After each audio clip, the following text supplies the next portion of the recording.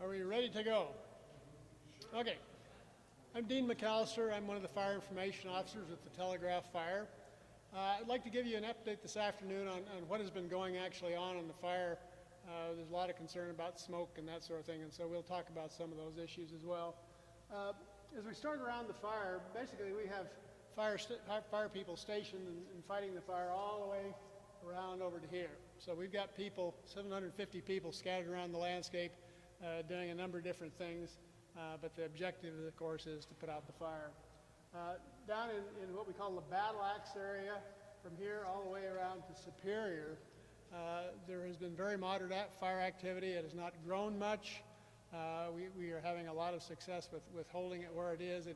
We're using roads and rock outcrops and other terrain features to curtail the growth of the fire, and we've been really successful about it.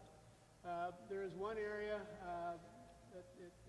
Apache Leap, and another one up in the top of the world area where we are actually putting fire around structures, trying to protect them from the fire, so that we're seeing fairly, a little bit more than what we would call moderate fire activity in those areas, but the intent is to protect existing structures.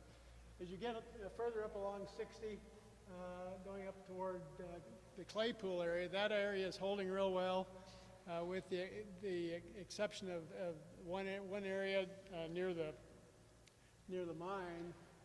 We have not had the fire actually make a significant entry on the other side of 260, and that area is well under control right now in the Pinto Mine area. As you come around to the east side of the fire, you'll see the little hook on the end there. That is line that has been constructed and burned out over the last couple of evenings, and the intent is to try to create a catcher's mitt to trap the fire as it continues to move east, and our intent is to try to stop the fire before it gets any further into the globe area. That line comes down Russell Gulch, and eventually ties into the Pinal Fire of 2017. Depending on what happens with our evening activities and the way the fire hits those lines that we're burning out during the daytime will depend a lot on whether the fire crosses it and moves further to the east. The Pinal Fire is an impediment to the fire in some degree because in 2017 the heavy fuels burned pretty significantly in those areas. But right now the fine fuels have come back in, the grasses, and so it will move rather rapidly through that area, and not move rather real hot, but it will move through because the grass is a carrier of fuels. And so we're hoping that it doesn't get in there. We hope that our activities in the gulch area stop the fire where we'd like to see it, but there's no guarantee. One of the things we are asking folks to do right now is stay out of the Pinal Fire area. It's a popular recreation site for a lot of folks. We have fire activity going on in that area. We do not need the public in there. They are actually closed to the public. We'd appreciate you heeding our advice to stay out of there. One of the things as an example of how dry it is out there is we have heavy equipment. We have dozers and things that have sharp steel edges that make contact with the ground that set sparks. We've actually had to put out fires that our equipment has started. And of course, we have crews and fire engines there that are capable of doing that. But if you are out there recreating, you don't have that luxury, and so we could be having a fire very close to the fire we already have. We do not need that. With that, I would take any questions you might have. Folks who live in those areas, they've been warned to either stand by to evacuate or evacuate. Do you foresee any more of those coming up during the next 12 hours? We've already evacuated the areas that are on the far side, Six-Shooter Canyon and Ice House Canyon have been evacuated. Those were done, I think, yesterday, anticipating our creation of fire in the landscape out there. Even with our creating a control feature, we are still concerned that it may get across that, so those areas were evacuated. We do not anticipate at this time any additional go-type actions, but that doesn't mean they won't happen. We are not anticipating them in the next, say, 12 hours. One of the things that has been happening is we've been getting a lot of concern over smoke. we've got 71,000 acres on fire out here, and there is going to be smoke coming up from various places. Some of it is from fire we've lit as in a backburn type operation to keep the fire from moving. Others just pockets of fuel inside the fire burning out. So do not be too alarmed by just seeing smoke. If there is a need for people to evacuate, the Pinal and the Gila County Sheriff's Departments will be making those contacts and letting people know they need to do that. Talk about the numbers that you have on fire today. I know that. Okay, this morning our numbers were at 750 folks, 71,756 acres on within the confines as we knew it last night. We managed the fire mapping process with drones and with fixed-wing aircraft doing infrared photography. And so in the evenings we put together maps like these and have a really pretty accurate account of where the fire is and what our acreages are. You concerned about winds this evening? We have had fairly decent luck with winds dying down, and that's why we were able to do the burning out that we're talking about in the Gulch. But the problem we've got is that humidity is not staying down. It's coming back up, but it's still within a framework where we still have fire, and we don't have the cool nighttime temperatures you would have earlier in the year, nor do we have humidity recovery, and so we're seeing significant fire activity in the evening. After we saw what happened last night, the fire not lying down, but actually moving, are you aware, I know you're aware, but are you anticipating being in those areas to keep that from getting? Yeah, we're going to be working in those areas, but similar conditions tonight as last night. We're not expecting much of a change in weather until we get into the weekend, and then the winds are supposed to be a little less.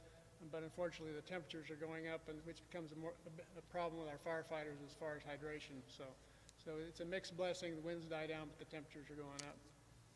Talk a little bit about to folks that are out there that are concerned about their homes in those particular areas. Tell them how unpredictable the fire is, and you guys are doing everything you can to make sure it doesn't get to those areas. Well, fire is an unpredictable thing, but we are doing everything we can to keep the fire from moving into areas where we have structures. That's one of the goals of placing the fire lines where we are. We do preliminary evacuations because unfortunately it's not an exact science. We can't say for certainty when we create a fire line whether it'll hold.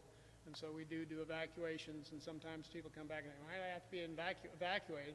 Well, it's for safety's sake. We would hate to lose somebody. And unfortunately, say fire is not, we can't say that's where we're stopping it. Fire doesn't give us feedback. So it does in some sense, but. So have any structures been destroyed by the fire?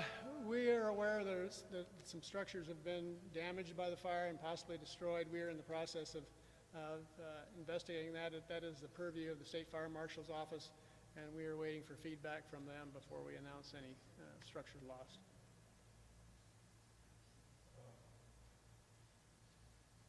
Right now it's kind of, I want to talk about the firefighters.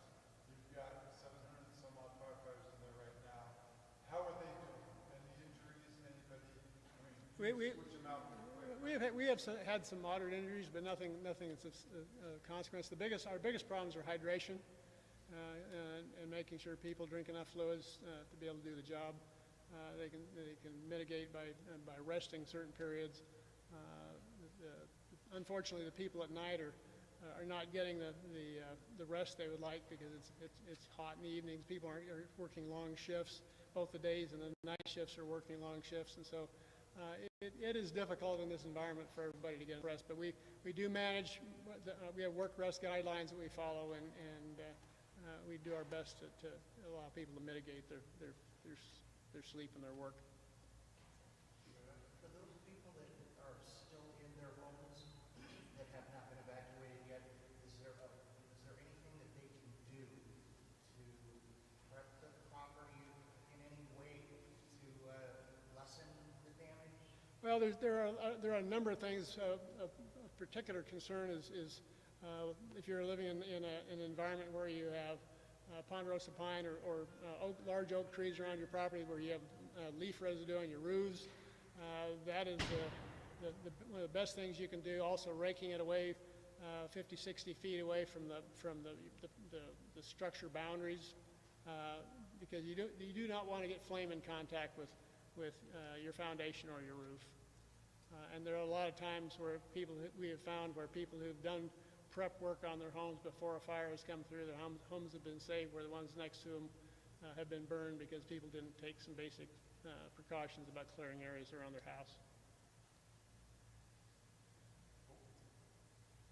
One thing I would add, though, if you're asked to evacuate, it is for your safety and to some extent the safety of the firefighters. And so if you're in an area where you do have active fire, we would appreciate your cooperation in evacuating and leaving the area so our firefighters can do their job. All right. Good. Thank you, sir. Thank you.